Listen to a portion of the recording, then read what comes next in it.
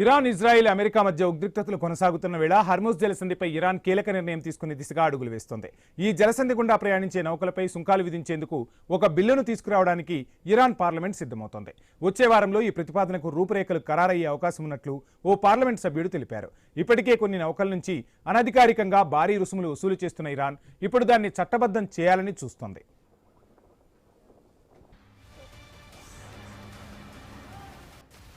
ఇక ఇది అమల్లోకి వస్తే ప్రపంచ ఆర్థిక వ్యవస్థపై గణనీయమైన ప్రభావం పడే అవకాశం ఉంది. ఎందుకంటే ప్రపంచ చమురు సరఫరాలో సుమారు 20% ఈ హర్ముజ్ జలసంధి గుండానే జరుగుతోంది. యుద్ధ పరిస్థితుల కారణంగా ఇప్పటికే చమురు రవాణా తగ్గిపోగా బ్రెంట్ క్రూడ్ ధరలు బ్యారెల్కు $100లకు పైగా చేరాయి. ఇక సుంకాలు విధిస్తే రవాణా ఖర్చులు మరింత పెరిగి చమురు, గ్యాస్, ఎరువుల ధరలపై ప్రభావం పడే అవకాశం ఉంది.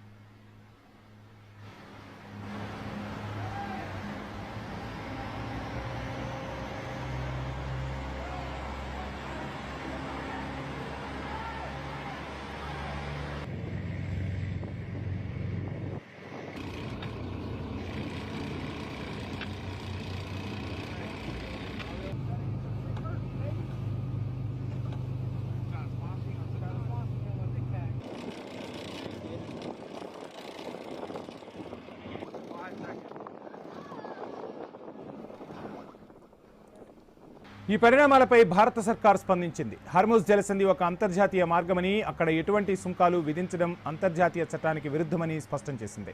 ఈ నివేదికలను నిరాధారమైనవిగా కొట్టిపారేసింది. భారతదేశానికి ఈ అంశం అత్యంత కీలకం. ఎందుకంటే దేశం తన ప్రధాన చమురు, ఎల్పీజీ అవసరాలను ఈ మార్గం ద్వారానే దిగుమతి చేసుకోవాల్సి ఉంటుంది. సుంకాల బెదిరింపు కారణంగా దిగుమతులు ఖరీదయ్యే అవకాశం ఉందని నిపుణులు భావిస్తున్నారు. మొత్తంగా చూస్తే ఇరాన్ తీసుకుంటున్న ఈ చర్య అంతర్జాతీయంగా పెద్ద చర్చకు దారితీస్తుంది. అలాగే ప్రపంచ మార్కెట్లపై దాని ప్రభావం ఎలా ఉంటుందన్నది ఇప్పుడు ఆసక్తికరంగా మారింది.